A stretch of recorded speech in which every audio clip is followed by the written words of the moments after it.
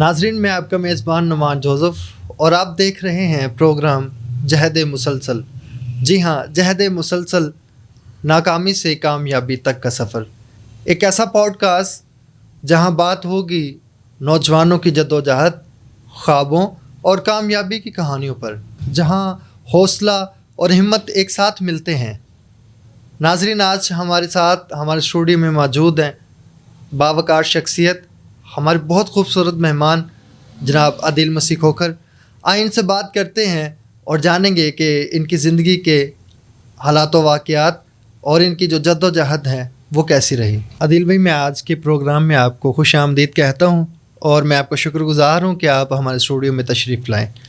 G thank you so مچ نعمان بھائی، آپ سب کا، آپ کی ساری ٹیم کا میں دل سے شکر گزار ہوں اس خوبصورت موقع کے لیے. عدیل بھائی، سب سے پہلے تو آپ ہمیں اپنا خوبصورت سا تعارف کروائیں تاکہ ہم جان سکیں کہ آپ کی زندگی کے تمام تر واقعات جو آپ کے ساتھ پیش آئے اور آپ کی زندگی کیسی رہی. سب سے پہلے میں بتانا چاہوں گا، جیسے کہ آپ نے میرا نام تو بتا دیا، میرا نام عدیل مسیح کھوکھر ہے اور میرا بنیادی تعلق سانگلہ ہل سے ہے، لیکن 2012 میں ہم لاہور میں شفٹ ہوئے.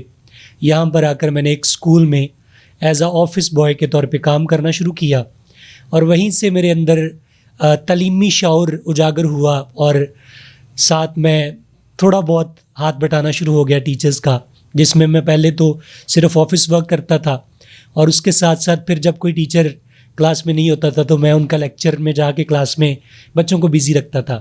لیکن خدا کا فضل ایسا ہوا کہ ایک بار ایک ٹیچر ایک ہفتے کی چھٹی پر چلی گئیں اور وہ 6th 7th اور 8th کلاس کو پڑھاتی تھیں. اب وہاں پر جا کر چونکہ میرا انگلش میں کافی انٹرسٹ تھا پہلے، تو میں نے ان بچوں کو انگلش پڑھانا شروع کی اور جب ایک ہفتے کے بعد وہ ٹیچر آئیں تو بچوں نے بڑی تعریفیں کی کہ سر تو میں بہت اچھا پڑھاتے ہیں. تو انہوں نے بھی کہا کہ آپ یہ سبجیکٹس آپ ہی پڑھاتے رہیں، باقی میں پڑھاؤں گی. اور وہیں سے میری تعلیمی سرگرمیوں کا آغاز ہوا اور خدا کا شکر ہے کہ اب میں بطور انگلش ٹیچر کام کرتا ہوں، جس میں میں انگلش لینگویج کورسز کرواتا ہوں اور ایز آئلٹس ٹرینر بھی کام کر رہا ہوں. اس کے علاوہ میں BGM بائبل کالج میں ایز ایکیڈیمک ڈین کام کر رہا ہوں اور اس کے علاوہ میں ببلیکل گریک میں ماسٹرز کر رہا ہوں FC کالج سے. تو عدیل بھائی، جیسا کہ آپ نے ہمیں بتایا کہ آپ تعلیم سے، ایجوکیشن کے ڈپارٹمنٹ سے کافی دیر سے، کافی عرصہ سے منسلک ہیں، تو آپ ہمیں بتائیں کہ ہمارے ملک کا، ہمارا تعلیمی نظام کیسا ہے. جیسے کہ آپ نے آغاز میں بتایا کہ ہمارے پروگرام کا جو ٹاپک ہے، ٹائٹل ہے، وہ ہے ہماری تعلیم اور معاشرہ. در حقیقت کسی بھی معاشرے کے اندر تعلیم کا انتظام معاشرہ خود کرتا ہے.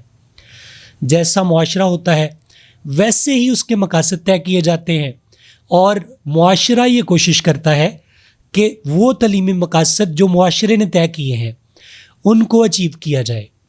اب اگر دیکھا جائے ہمارے موجودہ نظام تعلیم کو، تو ہمارا نظام تعلیم نظریاتی طور پہ تو بالکل ٹھیک ہے، چونکہ ہمارا ملک ایک نظریاتی ملک ہے. جب اس کے مقاصد طے کیے جاتے ہیں تو اس میں بھی نظریے کو بڑا سامنے رکھا جاتا ہے، لیکن عملی طور پر اس میں بے شمار خامیاں ہیں.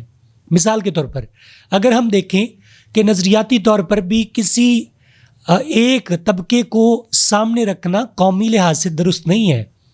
ہمارے پورے نظام تعلیم میں فقط ایک گروہ کو یا دو گروہوں کو سامنے رکھا جاتا ہے اور معاشرے کے اندر دیگر جو اکائیاں ہیں ان کو نظر انداز کر دیا جاتا ہے.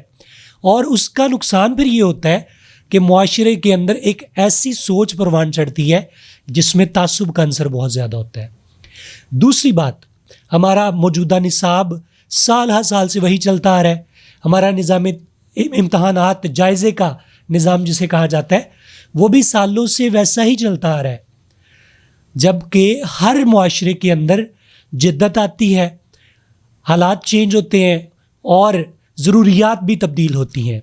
اب دیکھیں اگر ہمارے معاشرے میں دیکھا جائے تو آج بھی ہم وہی رسمی تعلیمی طریقوں پر لگے ہوئے ہیں، جبکہ دنیا ساری جدید طریقوں پر اور ڈیجیٹل طریقوں پر منتقل ہو چکی ہے. ایون کہ تعلیم بھی ساری ڈیجیٹل ہو چکی ہے، لیکن ہمارے بچے آج بھی 16 سالہ تعلیم مکمل کرنے کے بعد پھر کسی فیلڈ میں جانے کے قابل ہوتے ہیں. اور اس پر بڑا ظلم یہ ہے کہ جب ہماری کوئی گورنمنٹ جابز آتی ہیں تو وہاں پر بھی 16 ایئر ایجوکیشن لکھی ہوتی ہے اور ساتھ میں لکھا ہوتا ہے کہ 5 سالہ ایکسپیرینس، 6 سالہ ایکسپیرینس. اب ایک بچہ پہلے ہی 16 سال گزار چکا ہے اور اب اسے گورنمنٹ سیکٹر میں انٹر ہونے کے لیے بھی 5 سال کہیں اور پہلے کام کرنا پڑے گا. ہمیں اپنے موجودہ نظام تعلیم میں پہلے تو ریفارمز کرنی چاہیے کہ ابتدا سے ہی ایسا نظام تعلیم بنایا جائے جس میں سافٹ سکل سکھائی جائیں، جس میں ڈیجیٹل میڈیا کے بارے میں سکھایا جائے اور ڈیجیٹل سکل سکھائے جائیں تاکہ لوگ ٹیکنالوجی کو بھی سمجھنا شروع کریں اور اس کو استعمال میں لانا شروع کریں. تو آپ کے خیال میں جہالت صرف تعلیم کی کمی ہے یا سچ کو سننے اور سمجھنے سے انکار کا نام ہے؟ اگر تعلیم کی کمی کی بات کریں نا تو بنیادی طور پر نظام تعلیم کے اندر دیکھا جاتا ہے جو موڈز آف ایجوکیشن ہے نا، تعلیم کے 3 طریقے ہیں: رسمی، غیر رسمی اور نیم رسمی. ہم یہ سمجھتے ہیں کہ تعلیم صرف وہ ہے جس کے ساتھ کوئی ڈگری جڑی ہے یا ہم رسمی طور پر کسی تعلیمی ادارے سے سیکھ رہے ہیں. کوئی بھی شخص وہ چاہے تعلیمی ادارے سے سیکھے یا رسمی طور پر، غیر رسمی طور پر یا نیم رسمی طور پر سیکھے، وہ کسی نہ کسی طریقے سے تعلیم حاصل کر رہا ہے. دوسری بات ہم بات کرتے ہیں کہ اگر ہم تعلیم کی یا تعلیم یافتہ کی ڈیفینیشن کو دیکھیں تو ہمارے ملک کے اندر ہر وہ شخص جو پڑھنا لکھنا جانتا ہے پڑھا لکھا شخص ہے. اسی طرح اگر ہم یورپ کی بات کریں تو ہر وہ شخص جس نے کم از کم انٹرمیڈیٹ تک تعلیم حاصل کی ہے وہ پڑھا لکھا شخص ہے. آپ کا جو سوال ہے اگر ہم اس پہ بات کریں اس پس منظر کے تحت تو تعلیم کی کمی جہالت نہیں ہے، چونکہ کوئی بھی شخص جب کسی بھی طریقے سے وہ تعلیم حاصل کر رہا ہے ہم اسے جاہل نہیں کہہ سکتے. البتہ کسی چیز کو تسلیم نہ کرنا سب سے بڑی جہالت ہے، کیونکہ ایسے بہت سارے تعلیم یافتہ یا ڈگری ہولڈرز لوگ دیکھنے میں آتے ہیں کہ ان کے پاس بڑی بڑی ڈگری ہیں، بڑے بڑے ٹائٹلز ہیں، لیکن وہ حقیقت کو تسلیم کرنے کے لیے تیار ہی نہیں ہوتے. تو میں یہ سمجھتا ہوں کہ سب سے بڑی جہالت سچائی کو یا حقیقت کو تسلیم نہ کرنا ہے. اب آپ کے خیال میں جیسے آپ نے بتایا کہ سب سے بڑی جہالت تعلیم کو تسلیم نہ کرنا ہے، تو جیسا کہ آج کے ہمارے دور میں ہر بندہ ہر دوسرے آدمی سے بیگانہ ہے، جیسا کہ تھیوری آف ایلیلیشن کے تحت، نظریہ بیگانگی کے تحت ہر آدمی دوسرے آدمی سے بیگانہ ہے. انسان اپنے رشتہ داروں سے، اپنے خاندان سے، اپنے سماج سے بیگانہ ہو کے رہ گیا ہے. تو آپ ہمیں یہ بتائیں کہ یہ ہماری بیگانگی یہ ختم کیسے ہوگی، جب کہ ہمارے سماج کا سب سے بڑا المیہ یہ ہے کہ ہمارے سماج میں، ہمارے معاشرے میں کمپٹیشن بہت زیادہ ہے، لوگوں کے درمیان مقابلہ بازی بہت زیادہ ہے. لوگ مقابلہ کرتے ہیں کہ جی میرا بچہ اچھے اسکول میں تعلیم حاصل کر رہا ہے، میرا بچہ فرسٹ آیا، میرا بچہ زیادہ لائق ہے. تو جو بچہ سرکاری اسکول میں تعلیم حاصل کر رہا ہے یا فرسٹ نہیں آیا، لاسٹ آیا ہے، یا جو نالائق ہے، لائق نہیں ہے، وہ بھی تو کسی کا بچہ ہے. یہ جو بچوں میں تفریق ہیں، آپ ہمیں یہ بتائیں کہ یہ ظلم نہیں ہمارے معاشرے میں، ہمارے نوجوانوں پر، ہمارے بچوں پر کیا یہ ظلم نہیں ہے جو کیا جا رہا ہے؟ سب سے پہلے میں آپ کے پہلے سوال کا جواب دوں گا جو آئسولیشن کے حوالے سے ہے کہ ہر کوئی دوسرے سے بیگانہ ہے. اس کی ریزن کیا ہے؟ ایک تو کمپٹیشن، اور کمپٹیشن کس صورت میں؟ اگر ایک بچہ تعلیمی ادارے کے اندر جا رہا ہے تو تعلیمی ادارہ اس کو یہ سکھاتا ہے کہ تعلیم کے بغیر ترقی ممکن ہی نہیں ہے. وہی بچہ اگر کسی سیاسی جلسے میں جائے گا تو اس سے سننے میں یہ ملے گا کہ پالیٹکس کو سمجھے بغیر ہم ترقی نہیں کر سکتے. وہی بچہ اگر کسی عبادت گاہ میں جائے گا تو اسے یہ سننے میں آئے گا کہ ہم عبادتی حلقے میں یا اپنے ریلیجن کی تعلیم حاصل کیے بغیر آگے نہیں بڑھ سکتے. اگر وہی بچہ معاشرے کے اندر جائے گا تو معاشرہ اسے یہ سکھائے گا کہ انسان معاشرے کے بغیر ادھورا ہے. جب کہ ہمیں مجموعی طور پر اپنے بچوں کو یہ سکھانے کی ضرورت ہے کہ ان میں سے کوئی چیز بھی انڈیویجولی کچھ نہیں کر سکتی، یہ تمام اکائیاں مل کر معاشرے کے اندر فرد کی ترقی کی ضامن ہے. اگر ایک شخص اپنے خاندان سے اس کا تعلق ٹھیک نہیں ہے، وہ چاہے جتنا بھی پڑھا لکھا ہو، کیا وہ کامیاب ہو سکتا ہے؟ وہ در حقیقت کامیاب نہیں ہے. اس کی کامیابی کس معنوں میں کامیابی ہے کہ وہ لوگوں کی نظر میں تو ٹھیک ہے, لوگوں کے ساتھ تعلقات تو ٹھیک ہیں, وہ عبادت گزار بھی ہے لیکن خاندان کے ساتھ اس کا تعلق ہی نہیں ہے. اسی طرح ایک شخص کا اگر خاندان کے ساتھ تعلق ٹھیک ہے لیکن معاشرے میں لوگ اس کو جانتے ہی نہیں ہیں, وہ کامیاب شخص نہیں ہے. اگر ایک شخص کے خاندان کے ساتھ بھی تعلق ہے, معاشرے کے ساتھ بھی تعلق ہے, لیکن علمی و ادبی اعتبار سے اسے کچھ نہیں پتہ, معاشرتی اعتبار سے اسے کچھ نہیں پتہ, یا پولیٹیکلی اسے کوئی کسی بات کا علم نہیں ہے, تو ہم نہیں کہہ سکتے کہ وہ معاشرتی طور پر ایک کامیاب شخص ہے. پہلی بات تو آئسولیشن سے نکالنے کا واحد طریقہ یہ ہے کہ بچہ جس بھی حلقے میں بیٹھے اسے یہ بتایا جائے کہ بھائی آپ انڈیویجولی کسی ایک فیلڈ میں یا اپنی ذات پر انحصار کر کے کچھ نہیں کر سکتے. آپ نے یہ سارے پہلو یعنی معاشرے کو, اپنے مذہب کو, اپنی تعلیم کو, اپنے خاندان کو اور اپنے معاش کو, یعنی اپنے بزنس کو, اپنی جاب کو, ان ساری اکائیوں کو اکٹھا کر کے پھر چلنا ہے, پھر آپ ایک کامیاب شخص بنو گے. آپ کا جو دوسرا سوال ہے کہ کیا جو کمپٹیشن کے اندر ہم بات کر لیتے ہیں کہ فلاں کا بچہ یہ ہے, فلاں کا ایسا ہے, اس نے یہ کر لیا, اس نے ایسا کر لیا, ہمیں یہ یاد رکھنا چاہیے اگر ہم ایک استاد ہیں یا والدین ہیں, دونوں طرح کے طبقات کے لوگ اور معاشرے کے اندر رہنے والے لوگ بھی, چاہے ان کا تعلق کسی بھی شعبے سے ہو, ہمیں یہ یاد رکھنا ہے کہ بچے ہمارے پاس نازک پھول ہیں اور ان کے ذہن سازی ہماری ذمہ داری ہے. خدا نے ہر بچے کو دوسرے سے مختلف پیدا کیا ہے, اس کی ذہنیت, اس کی قابلیت, اس کی صلاحیتیں ہر دوسرے بچے سے مختلف ہیں. تو ہم کسی بھی بچے سے وہ چیز ایکسپیکٹ نہیں کر سکتے جو پہلے بچے میں ہے. ہر بچے کو خدا نے الگ سے صلاحیتیں دی ہیں, ہر بچے کو خدا نے منفرد بنایا ہے. تو ہم کیوں چاہتے ہیں کہ ہم سب کو ایک ہی اکائی میں ڈال دیں, ایک ہی سانچے میں ڈال دیں, جب خدا نے سب بچوں کو مختلف پیدا کیا ہے اور خدا نے سب کو الگ الگ صلاحیتیں دی ہیں, تو پھر ہم کون ہوتے ہیں کہ ان بچوں کو مجبور کریں یا فورس کریں یا ان کے ساتھ یہ ناانصافی کریں کہ جی آپ ایسے کیوں نہیں ہوتے. اگر بچے اٹھ کے ہم سے یہ سوال کریں کہ پاپا فلاں انکل جو ہیں انہوں نے یہ کیا, آپ نے کیوں نہیں کیا, تو پھر ہم کیا جواب دیں گے؟ یا ایک بچہ اٹھ کے ایک انگلش ٹیچر کو سوال کرے, سر میتھ والے ٹیچر کو میتھ آتا ہے, آپ کو کیوں نہیں آتا؟ میری اسپیشلٹی میتھ نہیں ہے, میری اسپیشلٹی انگلش ہے, اور جو میتھ والا ٹیچر ہے وہ انگلش نہیں پڑھائے گا چونکہ وہ میتھ میں ایکسپرٹ ہے. اسی طرح بچے اپنی صلاحیتوں میں منفرد ہیں, وہ جیسے ہیں ہم ان کی ہیلپ کریں, ہم ان کو ریکگنائز کریں, دیکھیں کہ ان کی صلاحیت کیا ہے اور اس میں ان کو جہاں تک ہو سکے ہیلپ کریں. ان پر یہ ظلم نہ کریں کہ ہم ان کو اپنے طریقے سے ڈرائیو کریں یا مجبور کریں کہ یہ بچہ فلاں بچے کے جیسا ہو, یہ سراسر اس بچے کے ساتھ زیادتی ہے. بہت خوب طریقے سے آپ نے بڑے اچھے انداز میں یہ آپ نے بیان کیا.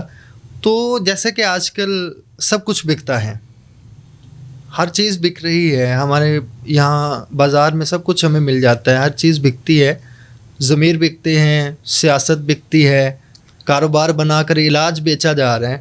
تو کیا تعلیم کو بھی کاروبار بنایا جا رہا ہے؟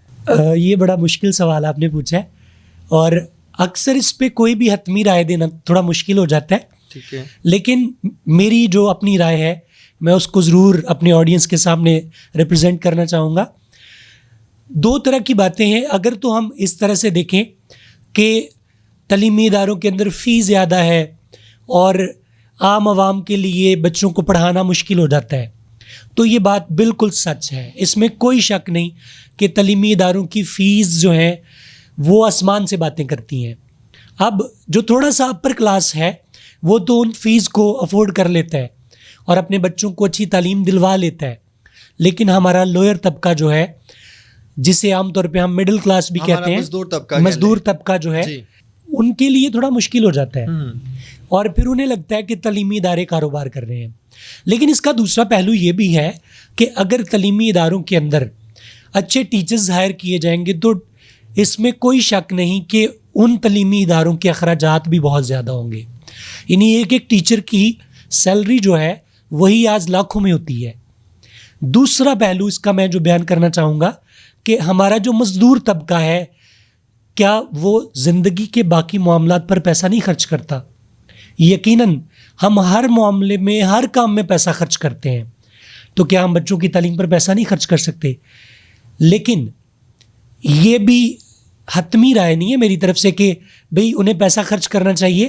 بعض اوقات ہمیں ایسے لوگ بھی دیکھنے میں ملتے ہیں جن کے وسائل اتنے محدود ہوتے ہیں کہ وہ تو کھانا پینا بھی مشکل سے چلا رہے ہوتے ہیں. پھر ایسے لوگوں کے لیے ہمیں ضرور سوچنا چاہیے. اگر میں اپنی بات کروں، جب میں انٹرمیڈیٹ میں تھا اور سیکنڈ ایئر میں اسپیشلی، تو میں 2 جابس کر رہا تھا، لیکن اس کے باوجود بھی چونکہ ہمیں مالی طور پہ بہت خسارہ ہوا تھا، ہمارا کاروبار تباہ ہو چکا تھا، تو میں جو 2 جابس کرتا تھا ان سے ہماری جو قرض کی قسطیں جاتی تھیں صرف وہی ادا ہوتی تھیں. اس دوران مجھے جو ٹیچرز ملے جنہوں نے مجھے فری آف کاسٹ تقریباً 3 ماہ تک انگلش پڑھائی، میں آج بھی ان کا شکر گزار ہوں. اور ان کے وہ 3 مہینے پڑھانے کی وجہ سے میں ایک دم سے بوسٹ اپ ہوا اور میں انگلش کی فیلڈ میں ایک دم سے جمپ کر گیا. تو یہ ہے کہ ہمیں ایز بینگ اے ٹیچر یا تعلیمی اداروں کے سربراہان کے لیے میرا یہ پیغام ہے کہ آپ ضرور نظر میں رکھیں، آپ بہت زیادہ پروفٹ ارن کرنے کے چکر میں نہ پڑیں.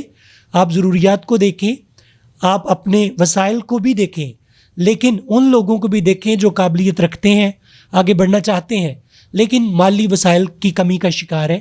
ان کو کبھی بھی نظر انداز نہ کریں. اگر آپ نظر انداز کر رہے ہیں تو پھر آپ ضرور کاروباری کر رہے ہیں، پھر آپ تعلیمی شخصیت نہیں ہیں. لیکن اگر آپ اپنی ضروریات کے پیش نظر وہ لوگ جو مستحق ہیں، جن کو آپ کی مدد کی ضرورت ہے، آپ ان کے لیے فکر مند ہوتے ہیں، تو پھر آپ کاروبار نہیں کر رہے، آپ واقعی ایک تعلیمی اور ادبی شخصیت ہے. تو جناب ہمیں یہ بتائیں کہ جو بندہ دیہاڑی کرتا ہے، مزدور ہے، اس کے پاس اتنے وسائل نہیں ہیں کہ ایک بڑی اسکول بلڈنگ کے سامنے سے وہ گزرتے ہوئے یہ خیال ہی کر لے کہ میں اپنے بچے کو یہاں سے تعلیم دلواؤں گا. تو جس طرح ہماری حکومت ایک بڑا کام کر رہی ہے اسکولوں پہ، خصوصاً سرکاری اسکولوں پہ، ایجوکیشن پہ، تو ہمیں یہ ضرورت ہی نہ پیش آئے، کوئی ایسا نظام ہو، کوئی ایسا ہمیں حل بتائیں کہ ضرورت ہی پیش نہ آئے کہ اسکولس کے لیے بڑی بڑی بلڈنگز پرائیویٹ طور پر بنانی پڑے.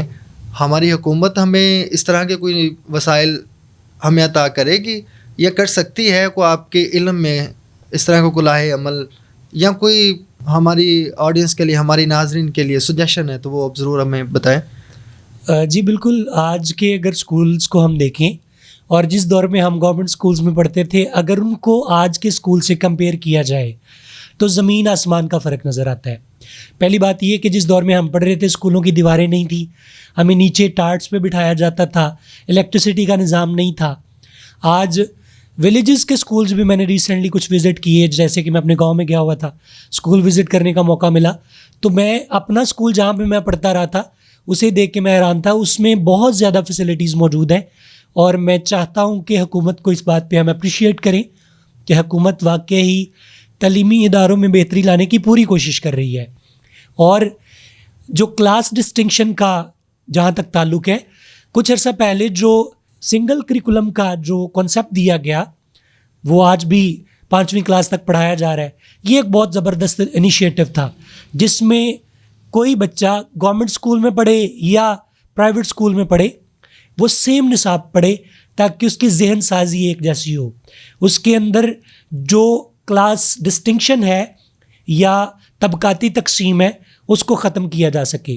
چونکہ بڑا مسئلہ یہ بلڈنگز کی وجہ سے بڑا مسئلہ پیدا نہیں ہوتا، بلکہ جب ایک بچہ ہم اسے کہہ رہے ہیں جی وہ آکسفورڈ میں پڑھ رہا ہے، وہ فلاں اسکول میں پڑھ رہا ہے، وہ فلاں میں پڑھ رہا ہے، دوسرا بچہ جو اپنے ایوریج ایک اسکول میں پڑھ رہا ہے، دونوں کی نصاب سازی میں ہی فرق ہے. ایک نصاب صرف اس کو کریمنگ سکھا رہا ہے کہ آپ نے رٹا لگانا ہے، آپ نے یاد کرنا ہے، آپ نے اتنے نمبر لینے ہیں. دوسرا بچہ جو ایک پرائیویٹ اسکول میں پڑھ رہا ہے اس کو آکسفورڈ نصاب پڑھایا جا رہا ہے، اس کی ذہن سازی یہ کی جا رہی ہے کہ آپ نے سوچنا ہے، اس کو سوچنا سکھایا جا رہا ہے، اس کو یاد کرنا نہیں سکھایا جا رہا، یا اس کو مجبور نہیں کیا جا رہا کہ تم رٹا لگاؤ، اتنے مارکس لو، اتنے نمبر لو گے تو تمہاری پوزیشن آنی ہے. بڑا فرق یہ ہے. میں یہ چاہوں گا کہ حکومتی ادارے بھی یا جن لوگوں تک میرا یہ پیغام پہنچ رہا ہے وہ ضرور ذہن سازی پر کام کریں، نصاب سازی پر کام کریں، کریمنگ پر کام نہ کریں. اور والدین بھی جو بچوں سے بڑے خفا ہوتے ہیں کہ اتنے نمبر نہیں آئے تمہاری پوزیشن نہیں آئی، فلاں بچے کی پوزیشن آئی، فلاں تمہارا کزن یہ نمبر لے گیا، اتنے نمبر لے گیا، یہ پوزیشن گین کر گیا. آپ بچے کو نمبرز کی طرف نہ دوڑائیں. یہ ایسی دوڑ ہے جو اس کی صلاحیتوں کو ختم کر دے گی. یہ ایسی دوڑ ہے جو اس کی سوچنے سمجھنے کی صلاحیتوں کو مار ڈالے گی. بچے کو انکریج کریں، اس کی سوچ کو دیکھیں اور یہ دیکھیں کہ بچہ کس قدر تک تخلیقی صلاحیتیں رکھتا ہے اور ان کو پروموٹ کریں، کرائمنگ سسٹم کو پروموٹ نہ کریں. عادل بھائی بڑی معذرت کے ساتھ، یہ تو پھر لاشعوری طور پر تعلیم کو کاروبار بنا کے ہمارے طبقے کو، خصوصاً ہمارے معاشرے کو، خصوصاً مزدور طبقے کو، یا کہہ لیں جو ہمارے معاشرے کی بڑی اکثریت ہے، اس کو تعلیم سے دور رکھا جا رہا ہے. جیسے کہ ہمارے نوجوانوں کو، ہمارے وہ بہن بھائی جو بڑے بڑے اداروں سے تعلیم حاصل نہیں کر سکتے پرائیویٹ طور پر، تو کیا یہ جہالت کا ظلم نہیں ہے جو ہمارے مزدور طبقے پر، ہمارے نوجوانوں پر، ہم پر کیا جا رہا ہے ہمارے معاشرے کے اندر؟ نعمان بھائی یہ ہے کہ ہر معاشرے کی ایک اپنی پالیسی ہوتی ہے. ہمارا معاشرہ اگر تعلیمی اعتبار سے دیکھا جائے تو ابتدا سے اب تک پسماندگی کا شکار ہے. ابھی بھی اگر موجودہ تعداد یا کیلکولیشنز چیک کریں تو دنیا میں ہم بہت پیچھے ہیں. بڑی اکثریت ہماری جو ہے وہ تعلیم سے دور ہے. آپ ہمیں یہ بتائیں کہ یہ شعوری طور پر ایسا ہو رہا ہے کہ ہمیں تعلیم کو کاروبار بنا کے، تعلیم کو بزنس بنا کے، تو ہم پسماندہ جو طبقات ہیں ہمارے، ان کو تعلیم سے دور رکھا جا رہا ہے. میں یہ نہیں کہہ پاؤں گا کہ یہ شعوری طور پر ہے، ہو بھی سکتا ہے، لیکن میں اس پہ کوئی رائے نہیں قائم کرنا چاہوں گا. چونکہ اگر میں دیکھوں تو ہر معاشرے کے لوگ کسی نہ کسی طور پر تعلیمی پسماندگی کا شکار ہیں. ایون کہ جو بہت زیادہ افورڈ کرنے والے لوگ بھی ہیں، بعض اوقات ہمیں دیکھنے میں آتا ہے کہ ان کے بچے اعلیٰ تعلیم حاصل نہیں کر پاتے. وسائل کی بہت زیادہ اویلیبلٹی ہونے کے باوجود بھی، وافر وسائل ہونے کے باوجود بھی وہ بچے تعلیم میں آگے نہیں بڑھ پاتے. کیا ان کے آباء و اجداد شعوری طور پر کوشش نہیں کر رہے؟ وہ تو کر رہے ہیں. اور ایون میرے پاس کچھ ایسے اسٹوڈنٹس بھی ہیں جن کے والدین کے پاس وافر وسائل تھے لیکن ان کے بچے نہیں آگے بڑھ پائے. ہاں، اگر میں بات کروں والدین کی، ہمارے جو مزدور طبقہ ہے وہ والدین جو ہیں وہ لاشعوری طور پر اپنے بچوں کی تعلیم میں ان کو پیچھے رکھنے کے بہت حد تک ذمہ دار ہیں. شعوری طور پر نہیں، وہ کوشش کرتے ہیں کہ بچہ تعلیم میں آگے بڑھے، لیکن کوشش کیسے کرنی ہے یہ نہیں جانتے. کوئی بھی والدین ہے، آپ پوچھیں وہ کہیں گے کہ ہم چاہتے ہیں ہمارا بچہ یہ بن جائے، ہمارا بچہ وہ بن جائے، لیکن بچے کو ڈاکٹر بنانے کے لیے، بچے کو انجینئر بنانے کے لیے، بچے کو پروفیسر بنانے کے لیے اس کے لیے کیا لائحہ عمل ہونا چاہیے، اس کے لیے کیا طریقہ کار ہونا چاہیے، کسی کے پاس پلان ہی نہیں ہے. تو والدین شعوری طور پر یہ چاہتے ہیں کہ ہمارا بچہ یہ بنے، لیکن لاشعوری طور پر انہیں یہ نہیں پتا کہ کرنا کیا ہے، اس کا طریقہ کار کیا ہے. ٹھیک ہے. دوسری بات، ہمارا جو مزدور طبقہ ہے، ہمارے پاس ایکشن پلان کے لیے کوئی بجٹ نہیں ہے پہلی بات تو، اور اس سے بھی پہلے ہمارے پاس پلان ہی نہیں ہے. ایون کہ اگر ہمارے پاس پلان ہو، میں اگر اپنی بات کروں، میں FC کالج سے فلی فنڈڈ اسکالرشپ پہ پڑھ رہا ہوں اور ماسٹرز ڈگری کر رہا ہوں جس کی 2 سال کی فی 10 لاکھ ہے، اور میں 2 سالوں میں کتنے پیسے دوں گا؟ صرف 28,000 روپیہ. یعنی والدین کو نہیں پتا کہ ہمارے مسیحی تعلیمی ادارے بھی ایسے ہیں جو ہمارے بچوں کو فلی فنڈڈ ایجوکیشن بھی دیتے ہیں. اور کب پتہ چلے گا؟ جب ان کے پاس پلان ہوگا. کب پتہ چلے گا؟ جب وہ تعلیمی اور ادبی شخصیات کے ساتھ رابطے میں رہیں گے اور ان کو اپنا مسئلہ بتائیں گے اور بتائیں گے کہ ہمارا بچہ یہ کرنا چاہتا ہے، اور پھر وہ مل کر، یعنی وہ تعلیمی اور ادبی شخصیات جن کا مسیحی تعلیمی اداروں سے یا بڑے اداروں سے تعلق ہے، آپ ان کے پاس جائیں، ان کے ساتھ بیٹھیں، ان کے ساتھ پلان شیئر کریں. پھر وہ آپ کو پلان دیں گے، وہ آپ کو روٹ میپ بنا کے دیں گے کہ آپ کا بچہ پہلے یہ کرے، پھر یہ کرے، اور اس کے بعد یہ کرے، اور اسی دوران وہ آپ کے بچوں کو سپورٹ بھی کریں گے. تو کیا ہمارے، جیسے آپ نے ابھی ذکر کیا، خصوصاً کرسچنز جو سکولز ہیں یا ایجوکیشن ڈپارٹمنٹس ہیں، ان میں ایسے لوگ موجود ہیں جو ہمارے لوگوں کی وہ رہنمائی کر سکے یا انہیں کوئی پلان دے سکے کہ اس طرح سے آپ جو اپنے بچے کو پڑھا سکتے ہیں؟ اگر سکولز اور کالجز اور یونیورسٹیز کی بات کریں تو سب سے بڑا خلا جو ہے نا وہ ग्रास रूट लेवल यानी स्कूल लेवल पे है। यूनिवर्सिटी लेवल पे तो बहुत सारे इदारे सपोर्ट करने वाले हैं कॉलेजेस और यूनिवर्सिटीज़ में, लेकिन स्कूल की सतह पर ये किल्लत मौजूद है। जहाँ तक मैं अगर अपनी बात करूँ तो एक टाइम में मैंने भी एक अमल साइंस एकेडमी के नाम से एक एकेडमी शुरू की, फिर एक स्कूल भी शुरू किया जिसमें तकरीबन 50 के करीब बच्चे थे और बिल्कुल माइनर सी फ़ीस थी, लेकिन उसमें भी वालिदैन वो फ़ी भी अफोर्ड नहीं कर पा रहे थे।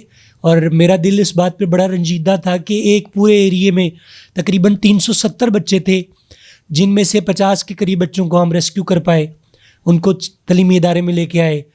उन बच्चों का क्या फ्यूचर होगा? दूसरी बात, जो कॉलेज और यूनिवर्सिटी लेवल पर बच्चे हैं, कुछ इदारे हैं जैसे मैं रिकमेंड करना चाहूँगा कि जैसे मैं ख़ुद FC कॉलेज में पढ़ रहा हूँ, FC कॉलेज में हर बेस पर मुख्तलिफ़ कैटेगरीज़ हैं। आप किसी भी डिपार्टमेंट में चले जाएँ और वहाँ पर जाकर आप फाइनेंशियल एड के लिए अप्लाई करें, आपको स्कॉलरशिप मिलता है। और 3-4 किस्म के स्कॉलरशिप्स हैं, मिनिमम भी आपकी 50% तक फ़ीस ऑफ हो जाती है। इसके बाद स्टारफिश पाकिस्तान एक ऐसा इदारा है जो ग्रास रूट लेवल पर स्कूलों को सपोर्ट करता है। अगर आपके इलाके में कोई स्कूल नहीं है, तलीमी इदारा नहीं है, आप मिलकर सभी लोग जो पढ़े लिखे लोग हैं उनको सामने लेकर आएँ। स्टारफिश पाकिस्तान सोशल मीडिया पे आप सर्च करें, गूगल पे सर्च करें, आपको उनकी वेबसाइट मिल जाएगी। आप उनसे कांटेक्ट करें, वो आपको तलीमी इदारा बना के देंगे, आपके तलीमी इदारे को फुली वो सपोर्ट करेंगे, किताबों तक आपको देंगे और आपका इदारा और आपके एरिए के लिए एक बहुत बड़ी सपोर्ट हो सकती है। तो ज़रूर इन इदारों के साथ कांटेक्ट किया जा सकता है। दिल भाई, आपका बहुत शुक्रिया, आपने हमें कीमती टाइम में से टाइम निकाला और एक एहसन तरीके से आपने तमाम तर सवालात के जवाब हमें दिए और हमारी ऑडियंस को भी आपने वो चीज़ें बताई जो उनके इल्म में या उनके शऊर में भी नहीं थी। तो हमें ये बताएं कि अगर कोई आपकी तरह लायक फ़ायक स्टूडेंट या गरीब तबके से ताल्लुक़ रखने वाला इस मुकाम तक पहुंचता है कि वो यूनिवर्सिटी से किसी किस्म की कोई डिग्री हासिल कर लेता है या हायर एजुकेशन में वो चले जाता है, उसको आगे क्या करना चाहिए, किस फील्ड में जाना चाहिए, ये आप हमारी ऑडियंस के साथ शेयर कीजिएगा कि हमारे जो नौजवान हैं उन्हें आगे क्या करना चाहिए। नुमान भाई, जो आपने सवाल किया है, दर हकीकत ये एक बहुत बड़ी गलती है जो तमाम स्टूडेंट्स करते हैं कि वो यूनिवर्सिटी से फारिगुल तहसील होने के बाद यानी अपनी सर्टिफिकेशन या डिग्रीज़ मुकम्मल करने के बाद सोचते हैं कि हमने क्या करना है। मेरी रिकमेंडेशन ये है कि अगर पहली बात तो ये है कि जब एक स्टूडेंट यूनिवर्सिटी में जा रहा है तो ऑब्वियसली वो फील्ड चूज़ करके जा रहा है कि मैंने किस फील्ड में जाना है। अब उसकी स्पेशलाइजेशन उसी फील्ड में होती है। अब एक्शन प्लान ये है कि जब एक स्टूडेंट यूनिवर्सिटी का भी तालिब इल्म है, उसी दौरान किसी भी जगह पर जाकर बेशक फ्री में जाके इंटर्नशिप कर ले। अगर एक स्टूडेंट BS इंग्लिश कर रहा है, वो ऑब्वियसली टीचिंग में जाएगा, इंग्लिश पढ़ाएगा, तो मेरी रिकमेंडेशन ये है कि जैसे ही वो यूनिवर्सिटी शुरू करता है, ज़्यादा टाइम ना दे, कम से कम 1 घंटा किसी भी अपने इलाके के किसी भी तलीमी इदारे में जाके फ्री पढ़ा ले, ताकि जब तक उसकी सर्टिफिकेशन मुकम्मल होनी है फील्ड के अंदर उसका नाम बन जाए, स्पेस बन जाए कि ये बंदा भी पढ़ाता है। दूसरी बात, इसी दौरान उसको एक्सपीरियंस मिलेगा। जब वो डिग्री कंप्लीट करेगा उसके पास पहचान होगी, उसके पास एक्सपीरियंस होगा और उसके पास इतना कॉन्फिडेंस होगा कि वो किसी भी फील्ड में जाके यानी अपनी रेलिवेंट फील्ड के किसी भी इदारे में जाकर वो अपनी अच्छी कारकर्दगी दिखा सकता है। आदिल भाई, मैं आपका बहुत शुक्रगुजार हूँ कि आपने कीमती टाइम निकाला और हमें इतनी कीमती बातें बताई। एजुकेशन पे हमने बात की। अपने चैनल की जानिब से मैं आपका एक बार फिर से शुक्रिया अदा करता हूँ। नाज़रीन, ये थे आज के हमारे मुअज़्ज़ज़ मेहमान जनाब आदिल मसीह खोखर, जिनका ताल्लुक़ बाहर कॉलोनी लाहौर से था। इन्होंने हमें वो सब बातें बताई कि जिनसे हम या हमारा मुआशरा, हमारा तबका, हमारे लोग अक्सर बेखबर रहते हैं। बहुत खूबसूरत अंदाज़, एहसन तरीके से इन्होंने हमें बताया कि तालीम सिर्फ पढ़ने का नाम नहीं बल्कि ख्वाब देखने का और आगे बढ़ने का नाम भी तालीम है। हम अगर थोड़ी सी कोशिश करते हैं आगे बढ़ने की, तो हमारे रास्ते की कोई ऐसी रुकावट नहीं जो हमारा रास्ता रोक सके। याद रखिएगा कि जितने नौजवान जो स्कूलों में पढ़ते हैं, यूनिवर्सिटीज़ में पढ़ते हैं, उन्होंने किसी ना किसी दिन अपने घर वालों से ये ज़रूर कहा होगा कि मैंने स्कूल नहीं जाना, लेकिन कोई ना कोई ऐसी चीज़, कोई ना कोई ऐसी तालीम, कोई ना कोई ऐसी ट्रिक उन्हें मिली होगी कि वो फिर से पढ़ना स्टार्ट हुए, आगे बढ़े और एक कामयाबी की वो मंजिल पर पहुँचे हैं। याद रखिएगा, जितने नौजवान आज ये समझते हैं कि पढ़ने के बाद करना क्या है, पढ़ने के बाद होगा क्या, तो अगर आप पढ़ेंगे, आप तरक्की करेंगे तो हमारा मुआशरा तरक्की करेगा। जब हमारा मुआशरा तरक्की करेगा, हमारा प्यारा मुल्क पाकिस्तान तरक्की करेगा, और जब पाकिस्तान तरक्की करेगा तो मतलब कि हम सब तरक्की कर रहे हैं। नाजरीन, मैं आपका मेज़बान नुमान जोसेफ, मुझे दे इजाज़त, एक छोटे से शेर के साथ इजाज़त तलब करता हूँ। गरचा कांटे हैं राहों में बिखरे हुए, पाबरहाना चलो नो के पुरखार पर, एक तमाशा ज़िंदगी यूं भी सही, रक्स करते चलो तेग की धार पर, तुम में शामिल है सुर्खी जवान खून की, आसमानों से रंगे शफक छीन लो, तुम में शामिल है सुर्खी जवान खून की, आसमानों से रंगे शफक छीन लो, देखते क्या हो दस्ते सितमगर की तरफ, अपना हक चाहते हो हक छीन लो।